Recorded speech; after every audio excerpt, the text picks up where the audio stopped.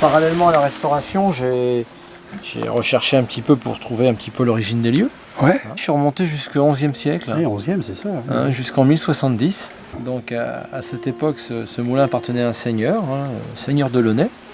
Et ce seigneur fait don du moulin à l'église. C'est comme ça qu'on retrouve des traces, puisque ça avait été rédigé dans un livre de recensement des biens de l'église. Et donc c'est une donation, en 1070. D'accord. Donc c'est écrit clairement que le Seigneur est malade et que pour le bien de son âme, eh bien, il fait don du moulin. Voilà. Donc ça c'est 1070. Donc ce moulin ensuite, ce moulin va rester propriété de l'église pendant quasiment 5 siècles, jusqu'en 1544, où là, d'après les textes, les moines abandonnent plus ou moins le moulin. Est-ce que ça correspond aux périodes de conflits de religion? Ce qui est sûr, c'est qu'en 1544, le moulin repasse dans des propriétaires privés. D'accord. Donc on est en plein XVIe siècle. Toujours en activité. Toujours en activité, donc la petite bourgeoisie de l'époque. Le propriétaire embauche un meunier. Donc on ne fait plus de farine ici à partir de 1865. Plusieurs moulins du canton de Montreuil-Bellay se sont agrandis. Et d'ailleurs, en 1875, on dit que le meunier n'a plus de travail et que le moulin chôme. Et donc, il va travailler avec son beau-frère, qui a une carrière de chaux. Il y a des fours à chaux un petit peu plus haut à Taconnet, là. Pendant 10 ans, eh bien, le meunier va faire ce qu'on appelait du plâtre. C'est simplement de la chaux très blanche. Donc voilà, donc ça va durer 10 ans.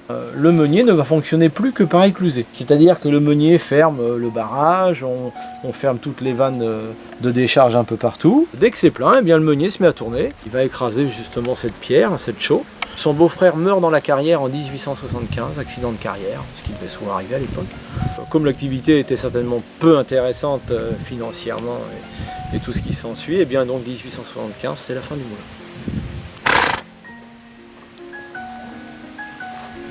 Donc le moulin d'origine, c'est ce bâtiment-là. Faut imaginer, c'est que déjà dans l'image des gens, quand on parle de moulin, tout de suite on pense à farine. Oui. Alors que c'est complètement faux. C'est vrai que 80% des moulins, c'était des moulins à farine. Mais il y en a aussi 20% qui servaient à tout. Faut bien imaginer qu'à l'époque, le seul énergie qu'on avait, c'était l'eau et le vent. Ou voilà, ou les animaux éventuellement. Et donc, faut bien se mettre dans la tête qu'à l'époque, on construisait un moulin pour faire tout ce qu'aujourd'hui on ferait avec un moteur électrique. D'accord, c'était de l'énergie qu'on avait. Donc il existait des moulins à faire tout et n'importe quoi. Enfin, pas n'importe quoi, mais on peut tout imaginer. Et à l'époque, on a d'ailleurs tout imaginé. Il existait des moulins à faire du plâtre, des moulins à scier le bois, ce qu'on appelait des scieries, des scieries qui tournaient avec les moulins à eau. On a eu des moulins à forger les canons, on a eu des moulins à fabriquer des pelles, on a eu des moulins à scier la pierre, à scier le marbre. J'ai même vu en Allemagne un moulin qui servait à labourer. Donc on n'emmenait pas son petit moulin, mais c'était des vignes, et il y avait un moulin à vent sur une crête. Et des grands axes qui faisaient plusieurs centaines de mètres de chaque côté. Et on enroulait un câble dessus et la charrue remontait tellement il y avait du coteau. Donc tous les moyens étaient bons pour utiliser l'énergie, puisque l'énergie on l'avait, c'était gratuit, ça évitait de... Et dans tous les moulins, le meunier avait branché la machine à coudre sur le moulin. pour recoudre les sacs à farine, les sacs à grains. On avait une petite poulie, on mettait une petite courroie et la machine à coudre tournait. On pouvait tout faire. On pouvait tout faire. À l'époque, les premiers ont même fabriqué de l'électricité. Hein. Les premières dynamos en 110 volts, on les mettait dans les moulins. Hein. Quand le moulin tournait pas, on fabriquait de la lumière pour la maison. Hein. Les moulins ont été tranquilles pendant 9 siècles. Pendant 9 siècles, les meuniers ont bricolé dans leurs moulins, ont inventé différents systèmes pour limiter les efforts, pour améliorer leur quotidien. Ça a duré 9 siècles. Et après, on a eu la révolution industrielle et là, c'est fini. Voilà, entre 1900 et 1950, on a tout arrêté. Pour vous donner un exemple, dans le département de Maine-et-Loire, il y avait plus de 3000 moulins. À peu près 2000 avant et 1000 à haut. Aujourd'hui, il en reste 5, entre 5 et 10, allez. Et puis ça a été jusqu'à l'extrême où là on a construit des très très grosses industries dans les années 50-60, hein, où là on passe vraiment dans la période industrielle, minoterie industrielle, et là on produit à outrance. Quoi. Un petit moulin comme ça, à l'époque on écrasait, on faisait des farines un peu grossières, je pense que quand il pesait 100 kg par jour c'était grand maximum. Une grosse minoterie qui a existé dans le coin, qui n'existe plus parce qu'elle a brûlé il y a peut-être 10 ans, ils écrasaient 250 tonnes jour. Oh là. Et sur la commune là il y avait 15 moulins. Et il y a à peu près un moulin tous les 800 mètres. Et il y a 9 moulins sur le cours du ruisseau. Moi j'arrive ici en 96 et du moulin effectivement il ne restait que les murs. Plus de toit, plus de machinerie, plus d'eau, plus de roues, plus de rien, enfin tout était complètement nu. Donc moi j'ai commencé les travaux en septembre 96. En juin 98, le moulin fabriquait déjà de la farine. J'avais installé toute la mécanique du moulin, les meules. À l'époque ça tournait avec un moteur électrique. Et donc de 98 à 2000, eh bien je me suis occupé de toute la partie hydraulique, c'est-à-dire reconstruction du barrage, réhabilitation du bief. Le bief c'est le canal qui amène l'eau au moulin, donc le petit bassin qui est là. Et surtout reconstruction de la roue du moulin, de manière à pouvoir tout remettre ça en route. Et donc en 2000, eh bien le moulin à nouveau a tourné avec la force de l'eau. Comme autrefois. C'est le four où je fais mon pain. Ah, c'est le four là-bas. Voilà. Mais bon, il était cassé, mais je l'ai refait, c'est pas grave. Bon, on va passer par là. On part un peu. Oui, il faut baisser la tête. On a donc des auges. Le principe est très simple, c'est qu'on va, au lieu d'utiliser la force de la rivière, le courant, on va seulement utiliser le poids de l'eau. Vous l'utilisez d'avoir des auges, l'eau tombe dans les bacs, et c'est le poids de l'eau qui va déséquilibrer la roue. On ne va utiliser que le poids de l'eau. L'intérêt de ce système, c'est qu'on consomme très peu d'eau. Vous allez voir, il n'y a rien qui est gaspillé, tout ce qui passe dedans, tout est utilisé. L'inconvénient, c'est qu'il faut absolument avoir une chute d'eau. Là, ici, la chute fait 3 mètres, la roue fait 3 mètres. Donc ça, c'est typique des petits ruisseaux à faible débit. Ici, le ruisseau, à l'époque, était donné pour fournir au moulin à peu près 30 litres d'eau à la seconde.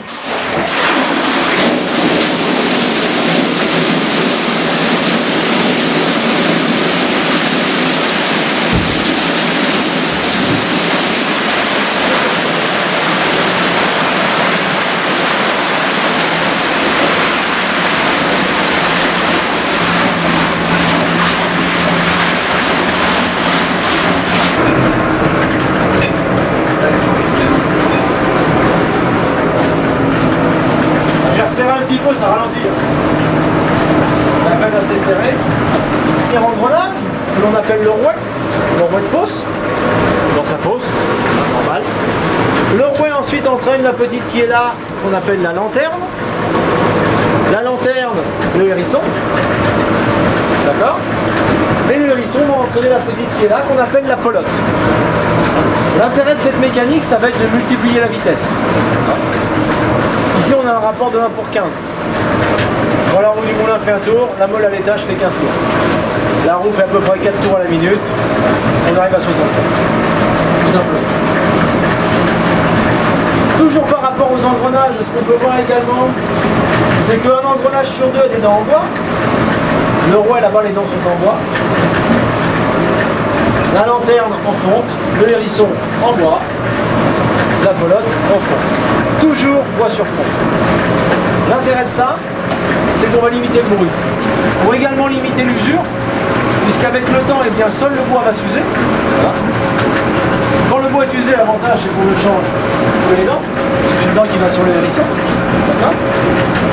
L'autre intérêt, c'est que s'il y a un problème que ça force et que ça casse, on va casser 5 dents, 10 dents, on arrête le moulin, le meunier a toujours un petit peu de dents de disponible, on change le dent et c'est reparti. Donc c'était aussi un moyen d'éviter de casser du gros matériel. Alors voilà une dent neuve.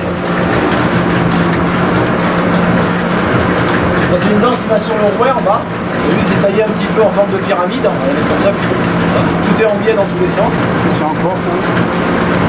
J'attendais la question. La chaîne. Cormier. Alors, on peut les faire en autre chose que du cormier. Alors on disait toujours que ça dépendait de la richesse du meunier. Si le meunier avait les moyens ou qu'il avait un cormier, on les faisait en cormier. C'est un bois qui se déforme très peu en séchant. Je l'ai absorbe énormément les vibrations, qui ne font pas. Donc c'est vraiment très intéressant. Alors c'est très dur à trouver aujourd'hui. C'est Jean Boivin qui m'a dit que tu en avais un. Ouais, bah. Comment? Je suis son fils. Comment? Je suis fils de Jean Boivin. Ah, t'es le fils de Jean Boivin? Ah bah, enchanté, bon, on se connaît, oui. Nous on verra tout ça après. Ok, reste le moulin. Moi dans ma tête ça fait qu'un tour. Ça veut dire qu'au moins il y a toute la mécanique quoi. On ouvre la porte et je vous promets que je me suis mis là et là on voyait comme dehors. Et là c'était vide. Et quand je dis vide c'était vide. Il n'y avait plus la roue, il n'y avait plus de mécanique, il n'y avait plus rien. Même les murs de chaque côté qu'on appelle la rotonde avaient été cassés pour remplayer la fosse. J'ai démonté un moulin complet à Fontenay-le-Comte.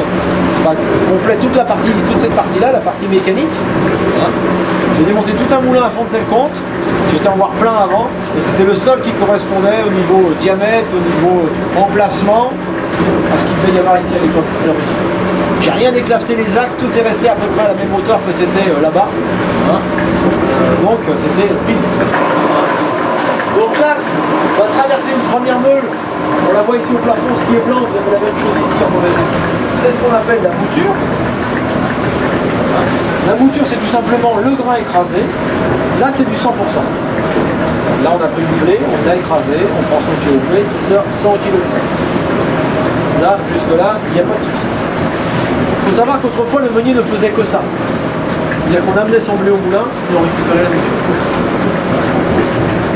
Le meunier, lui, se payait en mouture. C'est-à-dire qu'il prenait un pourcentage du point de départ. Donc on montait ça à la maison, c'est la version après tamisage. On a à peu près 70% de farine, 20% de recoupe et 10% de sucre. C'est à peu près la proportion.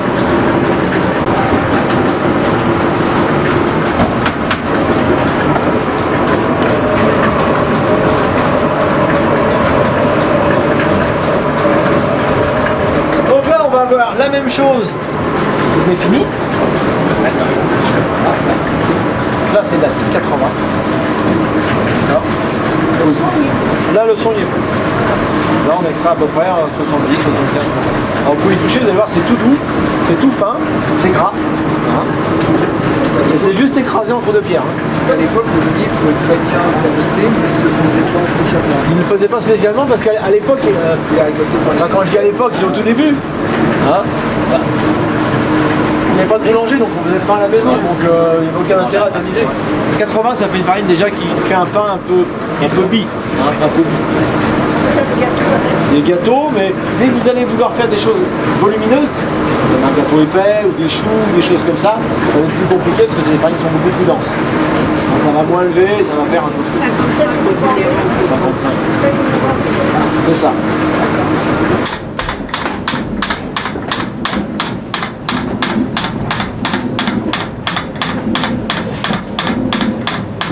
Donc là on va avoir le produit de départ, donc le blé, hein, le grain de blé. Généralement avant l'extrasion on l'humidifie légèrement, hein, entre 2 à 3%, voire 4%, ça dépend un petit peu. L'intérêt c'est que le grain se réhydrate, il va mieux s'écraser et le son va mieux se décoller. On va faire une farine un peu moins foncée si on mouille un petit peu. D'accord ? Plat trémie, le grain descend ici par ce qu'on appelle l'auget, qui vient cogner contre le babillard. Et c'est ce qui donne le fameux tic-tac du moulin. D'accord ? Donc c'est vrai qu'on assimile souvent ça à une horloge, hein, le tic-tac déjà, la grosse mécanique, les pignons, donc à une époque on assimilait ça un petit peu à une grosse horloge, le moulin, on disait que ça tournait comme une horloge. Hein, voilà. Donc, va passer entre les deux pierres, et là il va être écrasé. Ça va sortir à la périphérie de la meule. Sur celle qui tourne, on a une petite raclette en cuir qui ramasse la farine tout le tour, qui l'emmène dans le trou, qui descend directement au tamisage en bas. D'accord ? Ici, il y a un petit système. Donc c'est le réveil. Là, ça vous réveille que quand il y a besoin. C'est mieux. Donc le principe est très simple. On met la cale de bois au fond du blé. Tout pendant qu'il y a du blé, la cale est retenue au fond. Il ne se passe rien. Dès que le blé manque, la cale se libère. On a un contrepoids à l'autre bout. Et la cloche se met à sonner. Donc quand le blé manque, la cloche se met à sonner, le meunier se réveille, en théorie, hein, s'il n'a pas de sommeil trop profond, soit il arrête le moulin, soit il remet du blé. Ceci a sauvé beaucoup le moulin, parce que le gros risque dans le moulin, c'était l'incendie. Les meules sont en silex, et très rapidement, eh bien, on peut mettre le feu au moulin si le moulin tourne à vide. J'ai dit, le jour où j'aurai un moulin, je ne ferai pas d'archure octogonale, parce qu'à l'époque, on disait que c'était des archures de voleurs. Pourquoi? Parce qu'on imagine, bah, il restait de la farine dans les coins. Hein. Donc, le petit paysan qui arrivait avec son âne, là, dans les fermes. Hein. On avait un sac, c'était un sac de blé, il faisait 80. Le meunier versait le sac de blé dans le moulin, et puis il dit, tu repasseras demain, je te fais ça ce tantôt, et puis demain, ça sera fait. Le client repassait le lendemain, le meunier forcément il avait fini. Le meunier se payait en mouture, hein. Donc il prenait une partie, enfin il payait son travail en farine. Alors on dit que quand le meunier prélevait son dû sur la balance, donc il pesait le sac, il dit bah voilà, il y a 80 kg, tu as dû m'amener 80 kg de blé. Oh bah oui sûrement, mon sac était plein. D'accord. Là le meunier prenait sa pelle et se servait. Et on dit que quand le meunier se servait, il se regardait dans le miroir, et que quand il commençait à rougir, ben, il arrêtait. Le refrain c'est « Oxy, que ça va bien sous le tic-tac de la meule, Oxy, que ça va bien sous le tic-tac du moulin ». C'est le refrain de beaucoup de chansons de meunier. Donc c'est l'histoire de l'âne Martin. Donc c'est une jeune fille qui s'en va au moulin, montée sur son âne Martin, et perlimpinpin. Hein, elle arrive au moulin avec son sac de blé. Le meunier, la voyant arriver, lui dit « Accroche donc ton âne à la queue du moulin », c'est un moulin à vent. Hein, et viens donc avec moi dans le moulin. Bon, le refrain. Voilà. Hein, Oxy, que ça va bien sous le tic-tac du moulin. Oxy, que ça va bien sous le tic-tac de la meule. Le loup passe par là. Le loup mange l'âne Martin. La jeune fille en pleure. Qu'est-ce que je vais bien pouvoir dire à mon père? Je n'ai pas surveillé son âne Martin. Le meunier dit, bah, en rentrant chez toi, eh bien, il y a la foire aujourd'hui. Il restera bien un âne à vendre à la foire. La jeune fille dit oui mais j'ai pas d'argent. Alors le meunier, tout autant riche il était, tout autant radin il était aussi, a bien du mal à sortir 2 écus de sa poche. Ma foi il en sort un, il dit à la jeune fille c'est la fin de la foire, tu négocieras pour 1 écu, tu auras bien moyen d'acheter un âne. La jeune fille va à la foire, achète un âne, pas le meilleur parce que c'est celui qui restait, et elle arrive chez son père. Et son père, la voyant arriver, dit « Mais ma fille, ce n'est point là mon âne Martin ». Et la jeune fille réplique en disant « Mais vous apprendrez mon père qu'à la Saint-Jean, les ânes ils changent de piot ». Voilà une histoire, j'ai le temps. Donc il y a Sainte Catherine et Saint Benoît, patron et patronne des meuniers. Moi j'ai préféré Catherine. Alors, donc elle est faite dans du cormier.